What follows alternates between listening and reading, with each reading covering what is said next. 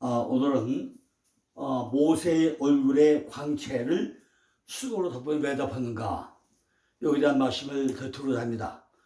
오늘 이제 수건이 벗어지리라, 모세에 대한 이 말씀을 오늘 마지막으로 끝내고, 내일은 세워진 장막이만 하나님의 영광에 대한 또 말씀을 드리고자 합니다. 모세가 하나님으로부터 진리의 문자를 받았는데, 우리는 이걸 뭐라고 하죠? 율법으로 하죠. 율법으로 하죠. 그리고 하나님은 모세에게 자신을 나타낼 때 나는 여호와라 스스로 있는 자라고 소개를 했죠. 사랑이라는 그분의 실체는 그것을 그림으로 그려준 것이 바로 뭐죠? 우리가 읽고 있는 성경이라는 성경. 전부 다 글씨로 써가지고 그림처럼 보여줘가지고 이것이 바로 내 사랑이다, 나다, 내가 하나님이다, 이걸 보여준 그림이 뭐라고요? 우리가 읽고 있는 성경이라는 것입니다. 쉽게 뭘 또 어떻게 됐죠? 돌비에다가 글씨를 써가지고 새겨졌죠. 일신, 이상, 삼망, 사한, 오부, 육살, 칠간, 팔도, 국어, 십탐, 이렇게 글씨를 하나하나 다 써가지고 우리에게 보여준 게 뭐죠? 십계명이고 이것이 성경에 기록되어 있다는 것입니다. 그러나 하나님은 하나님의 뜻을 육에도 볼 수 없게 전부 다 뭘요? 휘장으로 가져놨다는 거죠. 모세의 얼굴에는 하나님의 영광, 바로 가바드, 풍부하고 다량이고 다수고 영광이 전부 다 뭐죠? 가바드, 이렇게 영광으로 나타났다고 했습니다. 모세가 살던 시대에 하나님을 알지 못하던 그 백성들, 그분 뭐죠? 다 무죄했는데 오직 이스라엘 백성들만 하나님을 알 수가 있었다는 것입니다. 나머지 이방 백성들은 하나님으로부터 전부 다 분리되어져 가지고 하나님을 알지를 못했다는 것입니다. 하나님이 살아계신지, 하나님의 이름이 무엇인지, 능력이 어떤 것인지도 전혀 몰랐다는 거죠. 하나님에 대해 가지고 이방의 백성들은 아무도 몰랐다는 것입니다. 오직 모세와 이스라엘 백성들만 하나님을 알고 있었다는 것입니다. 모세와 이스라엘 백성들은 하나님의 이름이 여호와라는 것을 알고 있었다는 거죠. 여호와 이외에 다른 이름의 신이 아니고 하나님이 아니라는 것입니다. 오직 여호와, 예바, 야훼, 아도나이, 이런 이름만, 이것이 똑같은 다 여호와죠. 그것만 하나님의 능력이고 우리에게 경험적으로 나타난다는 것입니다. 그 당시 전 세계의 최고의 왕인 애굽의 바로 왕이 하나님에 굴복하였고, 홍해가 가로막아도 하나님의 능력으로 갈라지게 해가지고 이스라엘 200만 명이 마르를 건너가야 했고, 그죠? 이렇게 엄청난 능력을 발휘했던 것도 바로 그 하나님이었다는 거죠. 또한 200만 명의 백성이 광야에서 목이 말랐을 때 반석에 쳐가지고 물을 마시게 했던 것도 하나님이었다는 거죠. 배고파 죽겠을 때 하늘에서 만나를 내려준 것도 하나님이었고, 얼마나 놀라운 일들이 하나님이 역사를 했냐, 이 얘기입니다. 이스라엘 백성들은 십계명 말씀을 받을 때 하늘에서 직접 하나님의 음성을 들어가지고 얼마나 영광스럽게 받아들이냐는 거죠. 영광이 있기는 하지만은 모세의 영광은 없어질 영광이었다는 것입니다. 즉 모세의 영광은 한계가 있는 그런 영광이었다는 것입니다. 모세의 영광은 사라질 영광이었다는 것입니다. 빛이 환하게 비쳤다가 다시 켜졌다가 꺼졌다가 점점 어두워지는, 이런 꺼져버리는 이런 영광이 모세에게 나타났던 영광이었다는 것입니다. 결국 사라질 영광이라는 것이 이게 뭐죠? 바로 율법이라는 것이었답니다. 그러나 예수 그리스도께서 주시는 죄사함과 구원의 은혜는 예수를 믿음으로 사람이 죄의 모든 책임으로부터 영원히 해방받는 가장 큰 광명인 그런 영광으로 드러난다는 것입니다. 이거는 뭐죠? 바로 영원한 영광이 된다는 것입니다. 그러므로 모세의 영광과 그 광채는 그릿한 것으로 한다면 점점 사라지고 없어질 것이었지만은 그리스도의 영광은 영원한 영광이 되고 있다는 거죠. 바로 도덕법이나 십계명이 쓸데없게 되었다는 것이 말이 아니라 십계명을 어긴 자를 제사라는 의식을 통해서 용서를 받는 의식법이 쓸데없게 되었다는 것을 우리에게 말하고 있다는 것입니다. 구약의 의식을 통해서 받는 죄사함의 영광도 영광스러운 것이지만은 그 영광은 사라질 영광인 것이고 약한 것이었다는 거죠. 은혜로 말미암아 예수님을 믿음으로 받는 영광은 영원한 영광이고 없어지지 않는 큰 영광이고 참된 영광이라는 것입니다. 영원한 영광이 없기 때문에 우리는 두려워할 필요가 없다는 것입니다. 그러므로 우리의 영광은 모세의 영광보다 더 높은 그리스도의 영광을 우리가 받아들여야 한다는 거죠. 자, 그럼 이제 모세의 얼굴의 광채를 수고로 덮었던 이유가 뭐냐는 것을 우리가 알아야 되지 않겠습니까? 모세의 얼굴에서 나는 광채로 돼가지고 수건으로 얼굴을 가렸다는 것은 무슨 의미이겠냐는 거죠.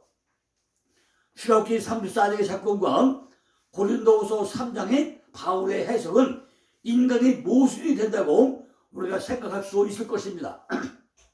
왜냐하면 출애굽기 34장에서 모세가 얼굴을 수고로 가린 이유는 모세의 얼굴 광채로 돼가지고 백성들이 모세에게 다가오기를 두려웠기 때문에 그 두려움을 없애고자 수건으로 가린 것으로 생각이 들기 때문이라는 것입니다. 그러나 고린도후서 3장의 바울 해석은 그와 다르게 해석을 하고 있다는 것입니다. 고린도후서 3장 10절을 보니까 우리는 모세가 이스라엘 자손들로 장차 없어질 것의 결국을 주목치 못하고 하려고 수건을 그 얼굴에 쓴 것 같이 하더라고 기록되어 있죠. 바울은 모세의 얼굴에 나타난 율법의 영광은 그 얼굴에 쓴 것이 사라질 영광이기 때문에 이스라엘 백성들에게 이런 일시적인 영광에 주목하지 말고 앞으로 다가올 영원한 영광, 복음 시대에 다가올 예수 그리스도의 영광을 바라보는 목적으로 수건을 썼다는 것입니다. 그러므로 이 두 가지 모순된 것처럼 보이지만은 모순이라고 생각할 필요가 없다는 것이요. 왜냐하면 상호 보완적 관계로 우리가 이해를 해야 된다는 것입니다.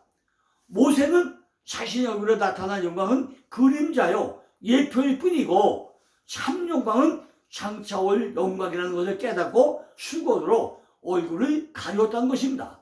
그러나 이스라엘 백성들의 문제는 참 영광이고 하나님의 영광의 광채이신 예수 그리스도께서 오셔가지고 하나님의 영광의 실체를 보여주셨음에도 불구하고 그 수건을 벗지 않는다는 거죠. 모세의 얼굴에 있던 수건이 이제는 유대인들의 마음속으로 이사를 갔다는 것입니다. 그래서 유대인들의 마음속에 벗겨지지 않는 수건이 되었다는 것입니다. 고린도후서 3장 14절 15절에 보니까 그러나 저희 마음이 완고하여 오늘까지라도 구약을 읽을 때 그 수건이 오히려 벗어지지 아니하고 있으니 그 수건은 그리스도 안에서 없어질 것이라. 오늘까지 모세글을 읽을 때 수건이 오히려 그 마음을 덮어 쏟아라고 했습니다. 모세의 얼굴에 있던 수건이 이스라엘 백성들이 마음을 덮었다는 것입니다. 유대인들은 자신들의 언어인 히브리어를 잘 알고 있겠죠. 그러나 수십 번 수업은 유대인들은 구약 성경을 증거하고 있는 메시아가 예수 그리스도 사실을 믿지를 않았다는 것입니다. 구약 성경 구절구절마다 예수 그리스도를 증거하고 있어도 불구하고 유대인들은 믿지를 않았다는 것입니다. 없어질 영광에 주목하지 말고 참된 영광을 바라보는 목적으로 수건이 도리어 없어질 영광을 자랑하고 참된 영광을 볼 수 없게 만든 것들이 이런 장애물로 등장을 했다는 것입니다. 마음을 가리고 복음의 광채와 영광이 빛이 든 집히지 않는 짙은 커튼을 가르고 성경을 읽고 설교를 들어도 그리스도를 알지 못하고 복음의 영광을 깨닫지 못했다는 것입니다. 에베소 4장 18절 보니까 저희 총명이 어두워지고 저희 가운데 있는 무지함과 저희 마음이 굳어짐으로 말미암아 하나님의 생명에서 떠나 있다고 했습니다. 우리들 마음에 수건이 가려져 있기 때문에 마음이 굳어지고 하나님의 생명에서 떠나 있고 그리스도의 영광을 본체를 볼 수가 없게 되었다는 거예요. 아무리 머리가 좋은 사람이라고 할지라도 마음에 수건이 가려 있으면 복음은 알지를 못하게 된다는 것입니다. 영광과 복음의 관계는 볼 수 없다는 거죠. 인간의 문제가 무엇인지 모른다는 것입니다. 왜 죄를 용서받아야 하는지도 모르고 구원이 무엇인지도 모른다는 것입니다. 예수 그리스도가 누군지도 모르고 주권왕의 어디로 가지도 모른다는 것입니다. 사후세계를 알지 못한다는 거예요. 무엇이 악령의 역사이고 무엇이 성령의 역사인지 전혀 이해도 못한다는 것입니다. 왜 예수 그리스도를 믿는 것이 중요한지 알지를 못한다는 거죠. 어둠의 수건이 마음을 문을 닫고 있기 때문인 것입니다. 자, 그럼 우리가 어떻게 해야 되겠어요? 이런 세상 우리가 어떻게 해야 됩니까? 제가 이번 주일날요, 이번 주일날 계속 앉아가지고요, 7, 8설교 성경 원어 적용 핵심 자료라고 해야죠. 이렇게 이거를 또 책을 하나 또 만들었습니다. 그죠? 전부 다 성경을 집으로 원어내거든요. 원어가 어떻게 흘러가는지 아주 설교 쉽게요. 그림으로 전부 해가지고요. 아주 쉽게 전달할 수 있도록 이걸 전부 다 책으로 하나 정리했습니다. 그죠? 이런 것들이요. 그냥 쉽게 들어가잖아요. 우리가 이렇게 복음이 어둠에 가려진 거를 어떻게 하면은 쉽게 전할 수 있을까? 이걸 설명하려면 어떻게 했어요? 성경을 가장 쉽게 이해를 시켜야 될 거 아닙니까? 제가 이미 설교 도표가 5,000개로 했죠. 여기 보고 나면요. 7, 8설교 도표 모음이요. 요 안에 3턱에 이렇게 3턱에요. 전부 다 성경 도표를요. 이렇게 요 안에 3,000개가 들어있어요. 이렇게. 그죠? 이런 식으로 3턱에다 만들어놨습니다. 그리고 나서 이게 전달 안 돼가지고요.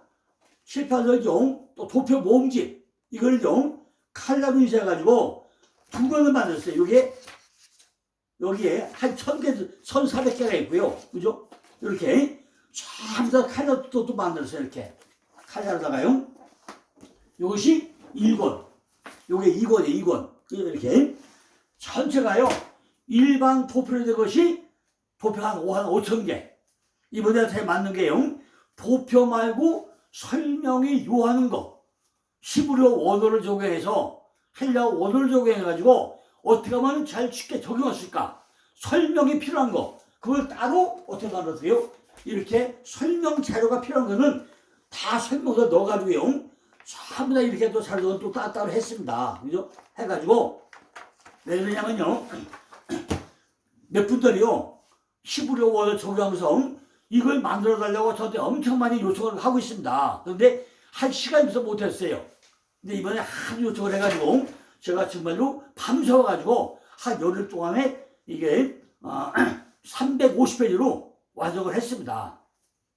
우리가 이렇게 우리 앞에 뭐가 가려있는가, 우리 둘 가려게 뭔가, 우리 교회 신앙 맡기는 게 뭔가, 많은 목사님들이요 강대상에서 설교를 하면서 성도들이 뭐가죠? 성경 가르쳐를 않잖아요. 그러니까 성도들은 뭐죠? 주일날만 예배 와서 예배하고 나서 집에 가고 나면 성경 뚜껑도 안 열어봐요.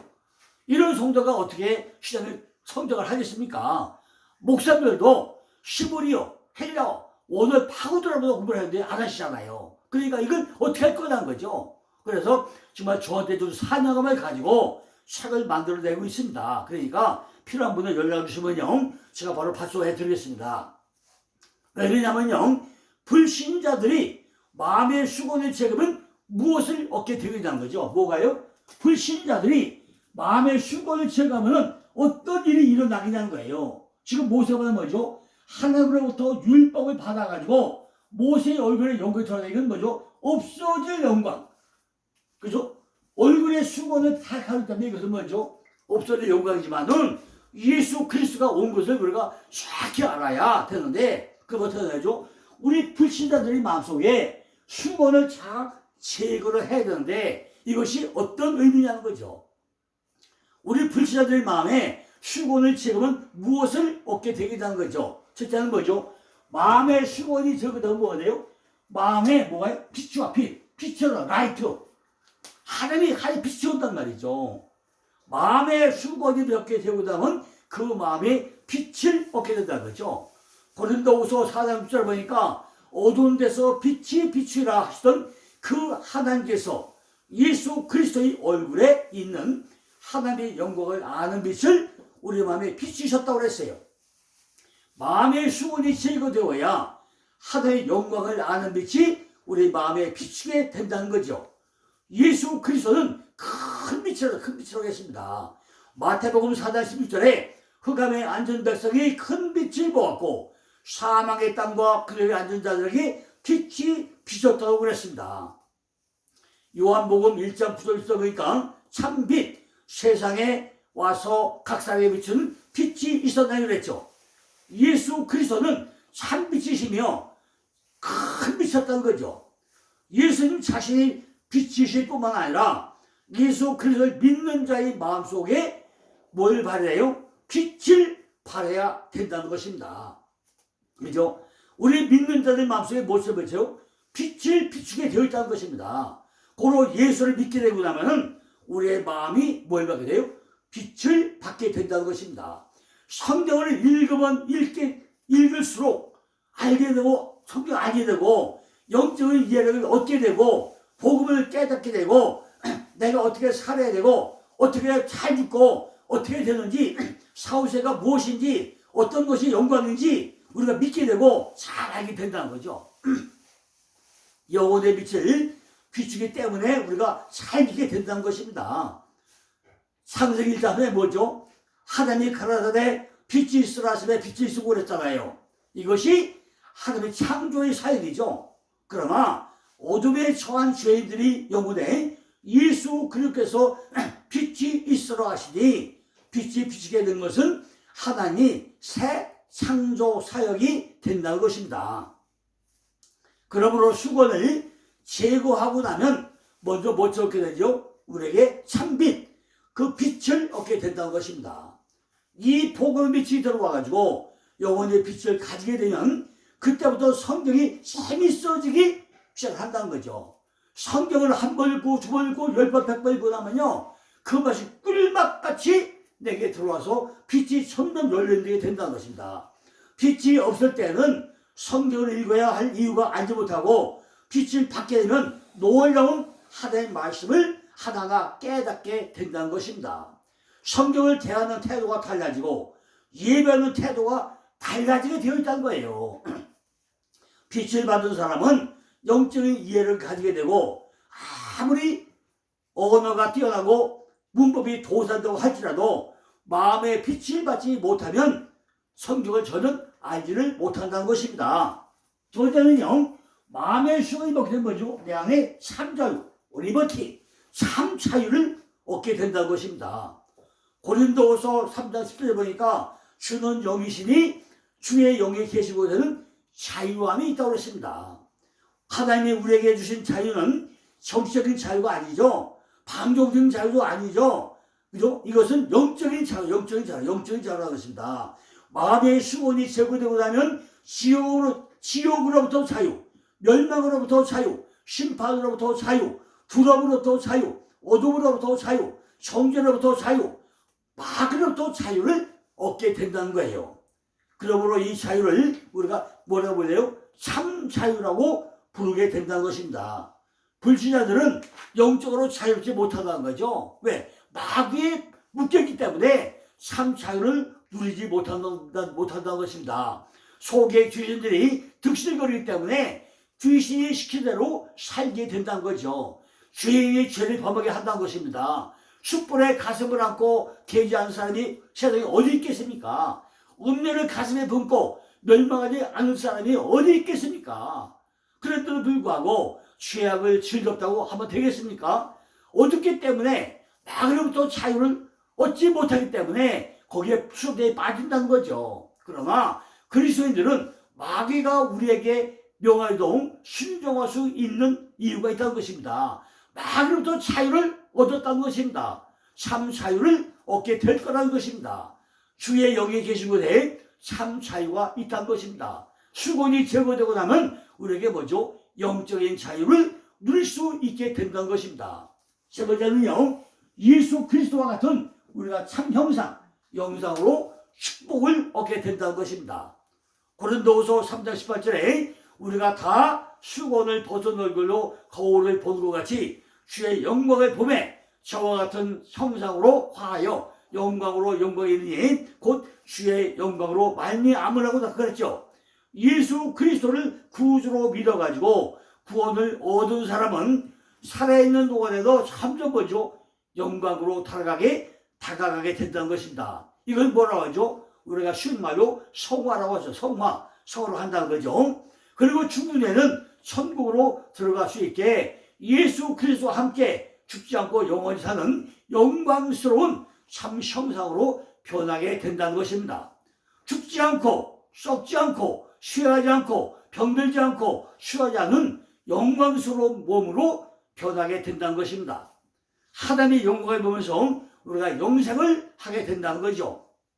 우리가 이렇게 말씀을 들으면서 나는 마음속에 수건이 있구나.